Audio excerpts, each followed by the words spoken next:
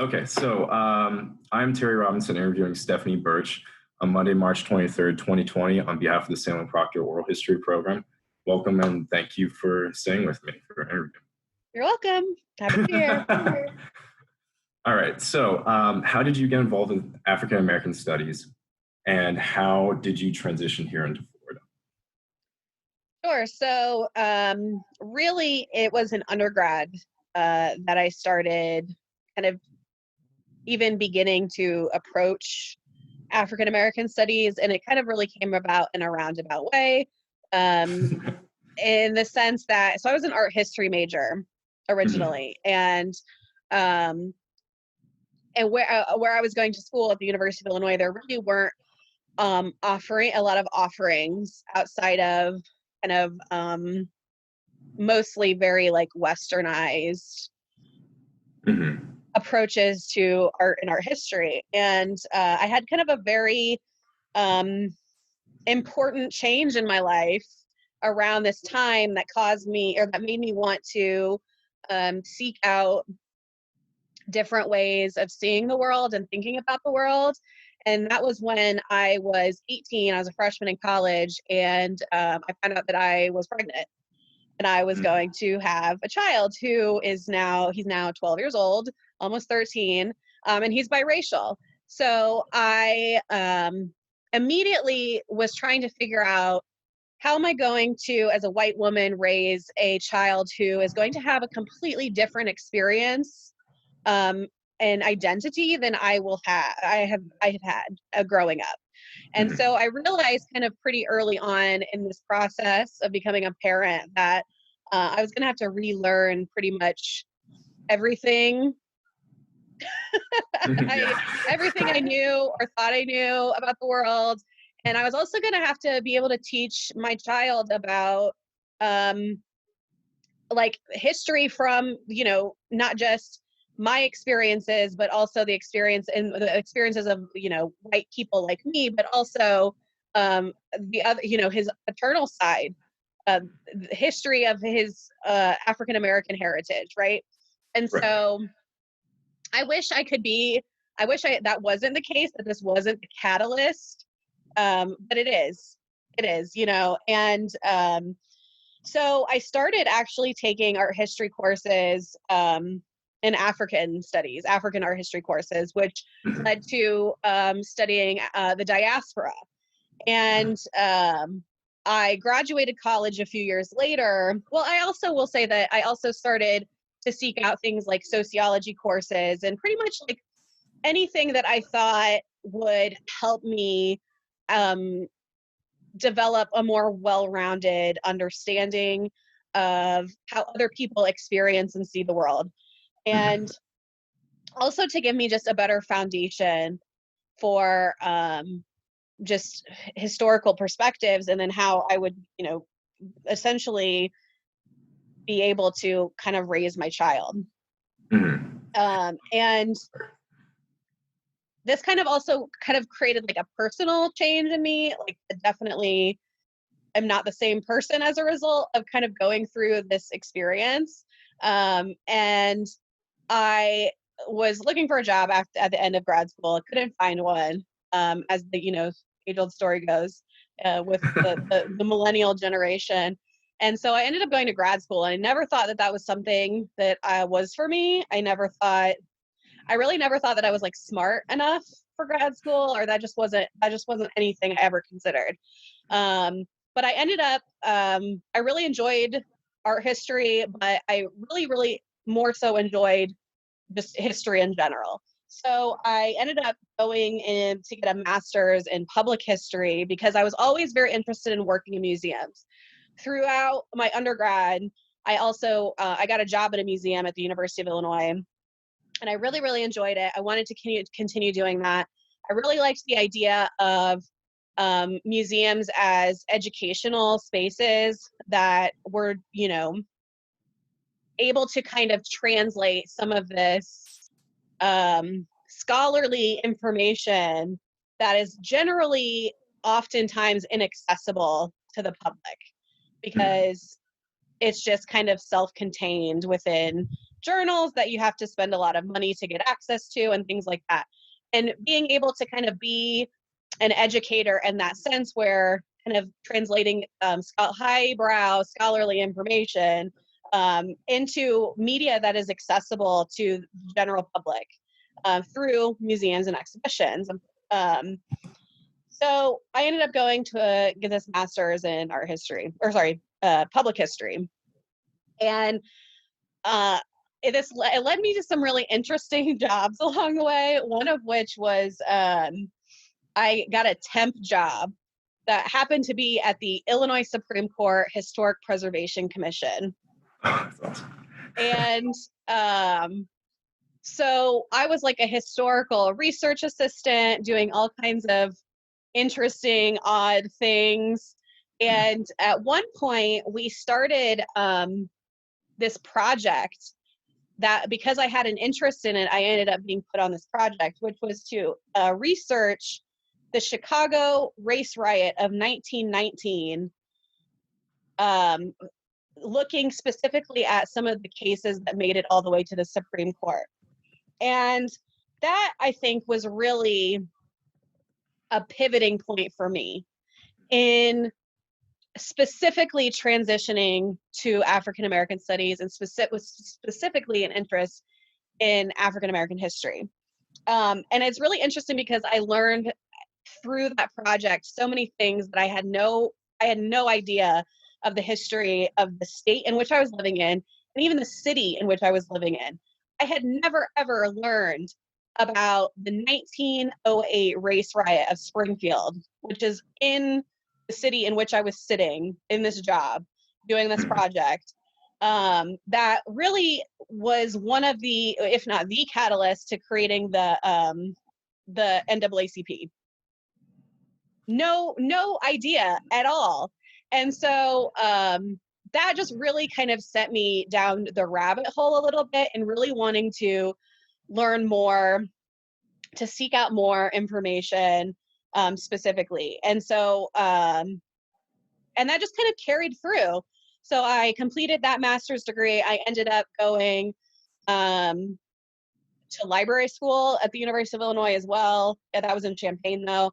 And there I was able to get involved in projects like, I was involved in a project where a barbershop, a black barbershop, had wanted to put a computer lab in their waiting room because they had a lot of kids there. The barbershop is often a like kind of gathering space for folks that are just kind of coming through and hanging out. And so I thought that was a really interesting project. I love that it was coming from the community and not a university person saying, hey, let's put this computer lab here. It'd be a great idea. And so it was really cool to be part of that project. And to like kind of learn a little bit about what it feels like to be an outsider, when usually, especially living in predominantly white communities, that's an experience that we never really have. And so all the while, I was kind of just growing and learning and helping my son, as he's growing up, kind of understand who he is. And understand the history of what his people have been through. And so then, I mean, that was kind of it. I had times where my family was really concerned about what I was doing. I had a call from my grandpa at one point saying that, because I was also very active in like protesting and demonstrations and community organizing in school, not at school, but also in the community. And my grandpa called me one time at the insistence of my grandmother to tell me that they were worried that I was never going to get a job, that people would look at my resume and they would see that I have done all these, Black history projects, or I've been involved in these different organizations, and these are the degrees that I have, and that they would make assumptions about what I look like, and then also that they wouldn't want to hire me. And I was like, well, I don't want to work there then. That's not the kind of place that I want to be at. And it just kind of really, it feels like it was luck.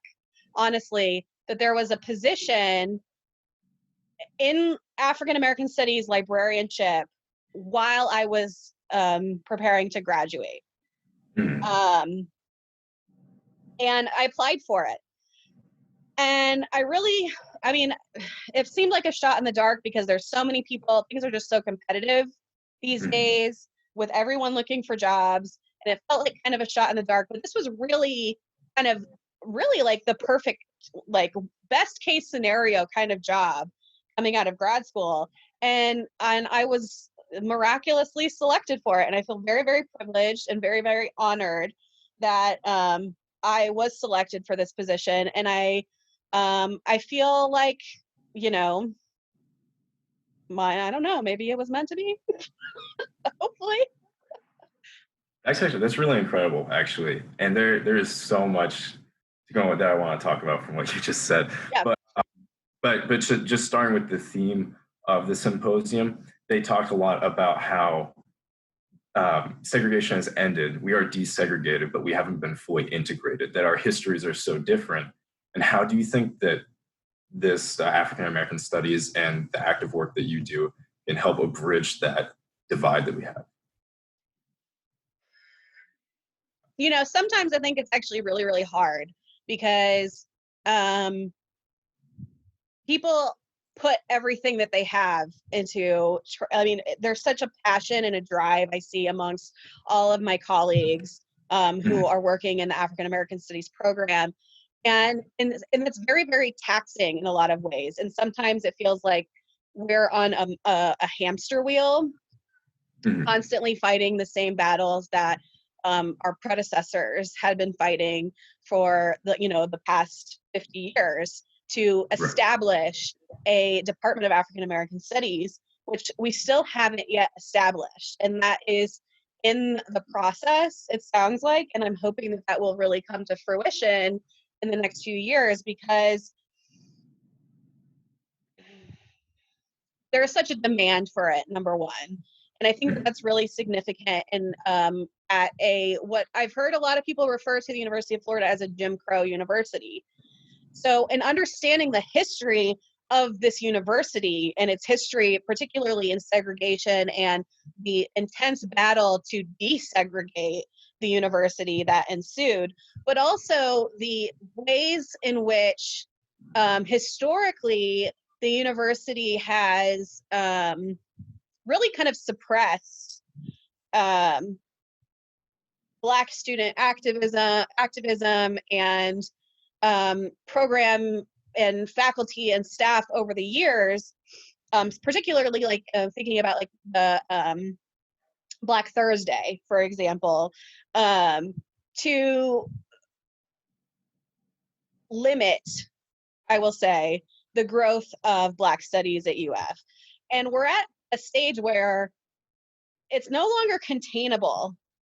It's broken out. It is taught, it is studied across this university, across disciplines, across colleges and units, faculty from so many different corners of academia, scholars, students are all seeking and incorporating Black studies into their work. And I think that it would be a really big thing for the university to take this step forward into becoming a department.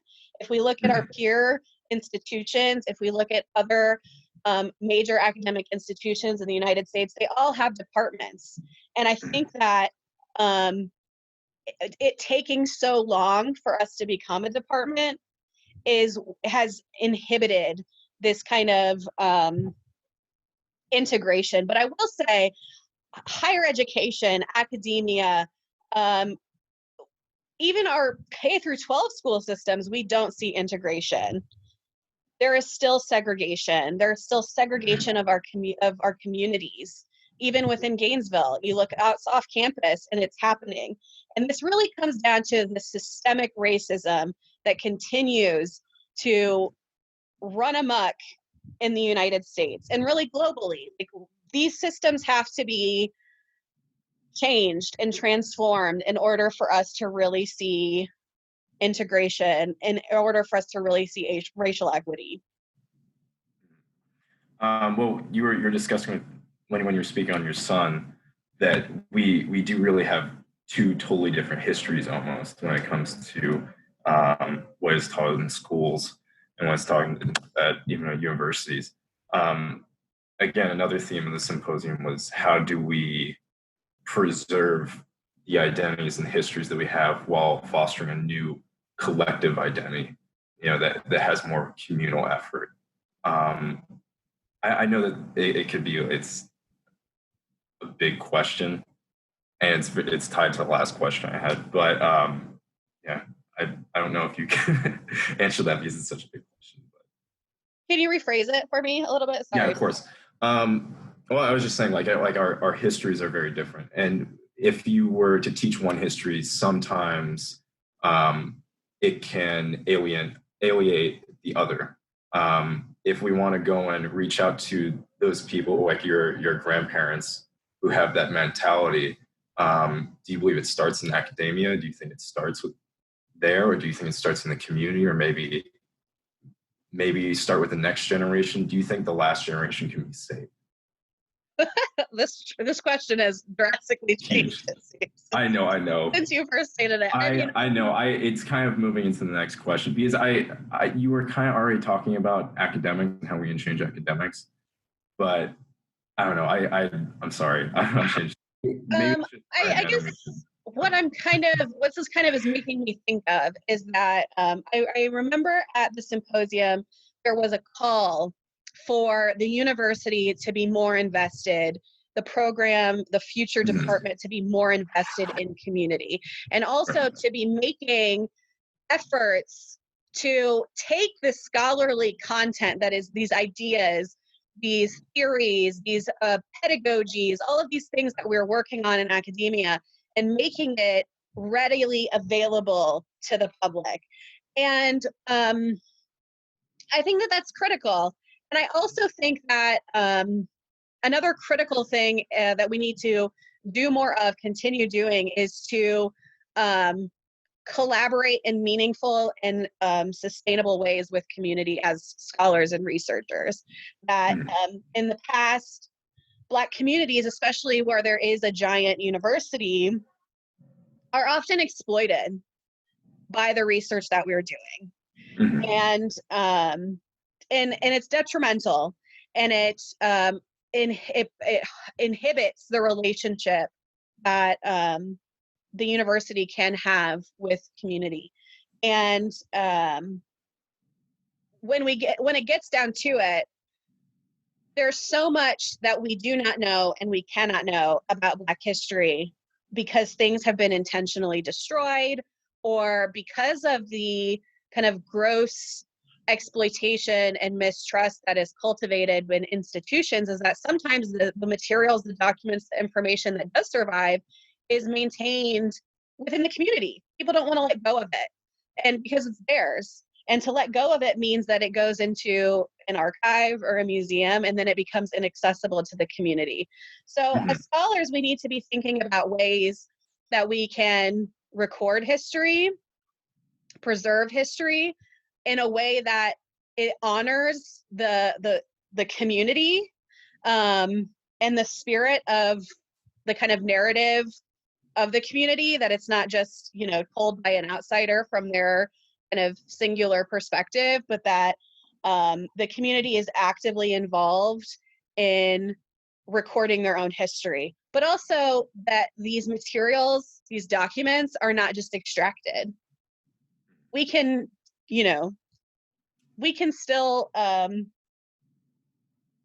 we can digitize, we can, create digital facsimiles of things without removing them from their context, where they're being, passed down through generations and things like that. So I think that there's a lot of ways that we can incorporate Black knowledge and Black history into what we're doing within academia, as well as in broader society. I think it comes down to the fact that we have to start, as a society in general, within academia, like trusting Black communities when they know, like, to know what they're talking about. You know, there's been so many cases where even like oral histories are just dismissed or not trusted, or because they need to be documented and verified by, you know, like a government source or somebody else in order to prove that what this person is about to saying about their own life actually occurred. And I guess it's about changing our like kind of mode of operation, the way that we approach Black history with from a community standpoint, and how we actually like perceive, you know, Black communities. I think, you know, their implicit bias creeps in a lot of different ways into the work that we do. And I think we have to actively combat that in order for us to kind of move forward. Well, how do you expect us to actively combat it?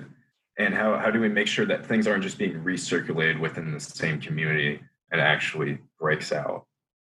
Well, I think that we have to listen and actually internalize, you know, internalize when folks like come to, like, community folks come to these events particularly and say, this is what we need you to do. This is what we're expecting you to do. Well, we need to actually do it instead of not, you know, kind of maybe just saying that we're going to do it. And sometimes that means like, sometimes,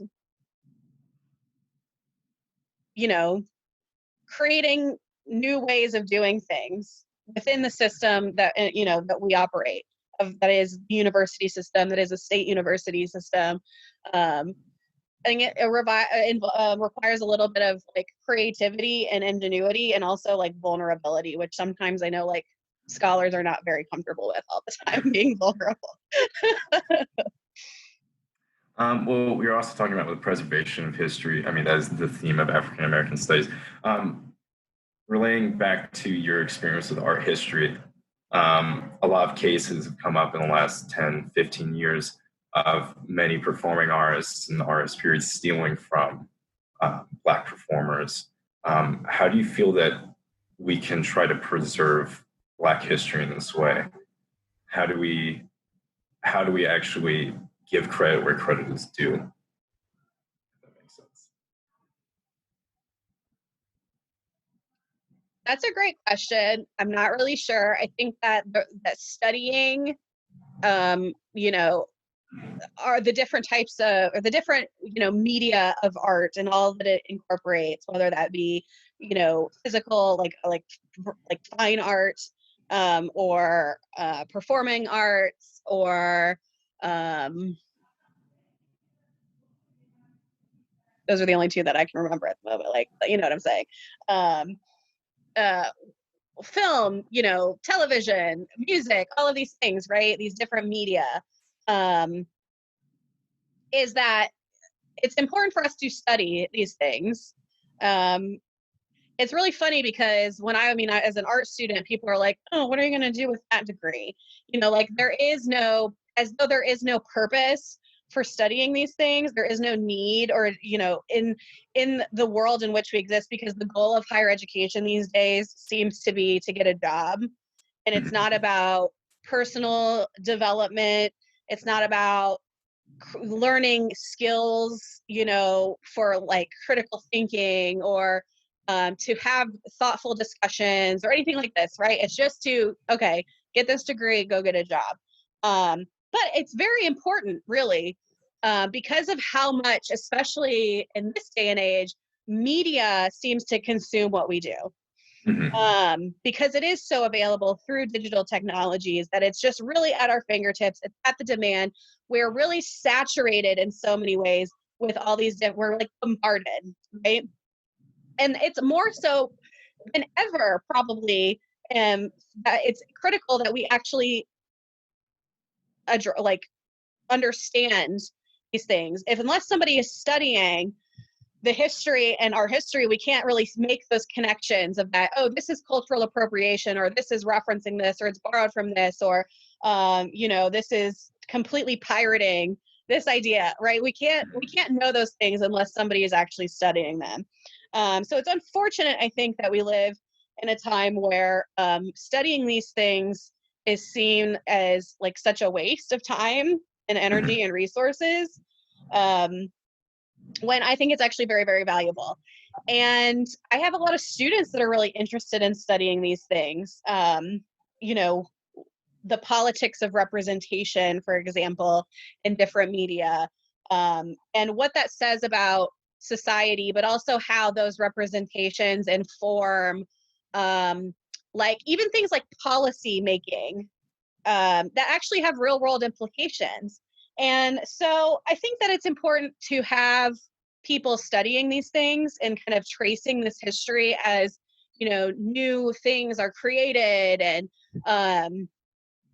connecting the, material to like the references that are being made or the historical significance and connections. But then also making it more of a public discourse instead of just an academic discourse, Absolutely. And I think that with that is also kind of the shared responsibility that we have, I think, or we should have in society for like collective improvement. If artists, I think, have a responsibility to also be studying history, to be a student of history, a student of current affairs, to understand really what cultural representation is and why you shouldn't do it, and the harm that actually it is created by cultural appropriation, and the role that somebody can have as the person doing being appropriative, the role that they actually have in that, and the privilege that they have to be able to do that, but how that impacts others, right? And so I think that that's another thing, is that self-accountability, holding others accountable, and having discussions that are accessible and public, not just within the bubble of academia. Absolutely. Well, I think I'm gonna ask you one more question. Hopefully you think it's good. Sure. Hopefully this has been worth your time. I appreciate so much that you met with me. Well, the African American Studies program was created at UF. Was decided to be created a year after Martin Luther King Jr. was shot during the most divisive year in one of the most divisive years in American history. We are living in a world that's just as polarized now. What would you say to your son's generation? What would you say to my generation to take steps to go and improve our situation? Yeah, I think a lot about what I have heard from the generations that precede me, who lived through these experiences. I feel very, very fortunate to have been able to enter spaces where civil rights leaders have talked about their experiences and what they witnessed and what they learned, and have offered such sage wisdom to my generation and future generations. And I think that is to say that we have to that's why being a student of history is so important. We have to learn about what those experiences are, and we have to work, I think, as historians and scholars to document those things, because there are so many parallels between that era and what we are experiencing today. And we can kind of lean on the hard lessons that our predecessors experienced in those trying times, the strategies that they used for collective action and for getting the job done, and moving the needle in small but significant ways. And I think that that's the thing, that we need to be able to look back in order to learn those important lessons.